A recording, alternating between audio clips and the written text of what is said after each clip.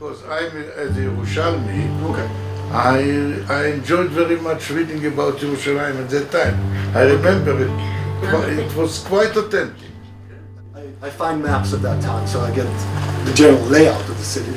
But then I read about certain streets. I try to find certain landmarks, because you need to pepper the book with certain landmarks to give the illusion that you know everything.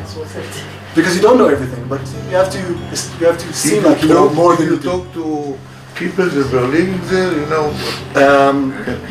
Karen's mother lived in Jerusalem as a kid, but she did not live there in 1950. But both my parents lived in Tel Aviv, so I talked to them. No, you still did a very good job, you know. Thank you very much.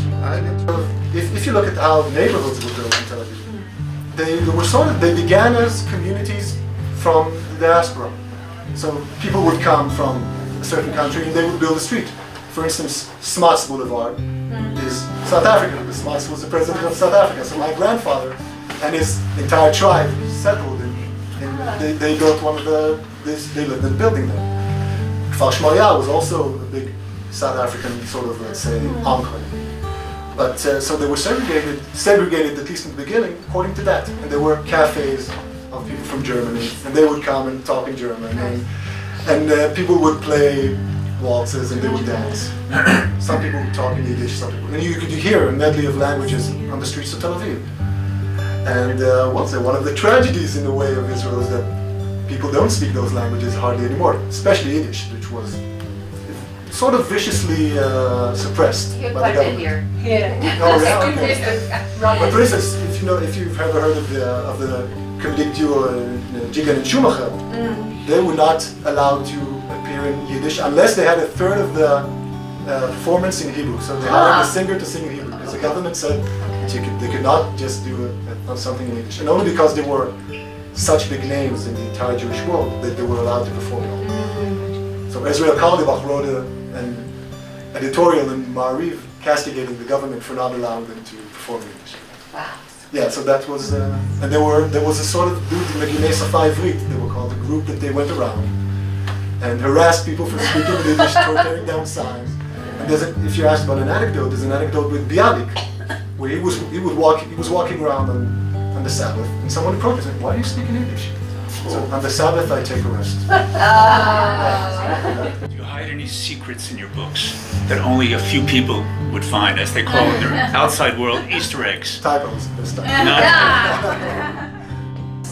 But you can have references in there that only a few people get, as long as the story doesn't fall down. Well, if other people don't get them, you know? My main challenge is not to choose names of people I know for the villains. So that's a problem in Israel.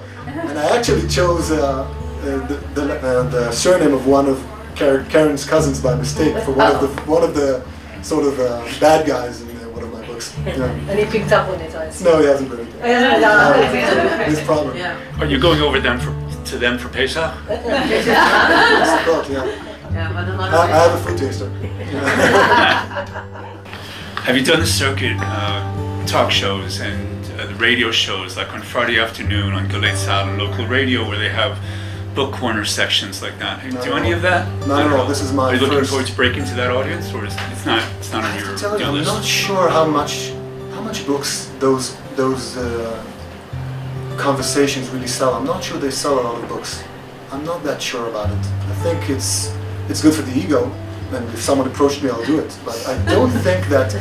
I think I'll sell more books by talking to you guys than talking to someone on Galei Tzahal. Wow. All right, thank you very much for coming. Welcome. Safed English Library. You should check. There are probably other people in Zichron that have this book.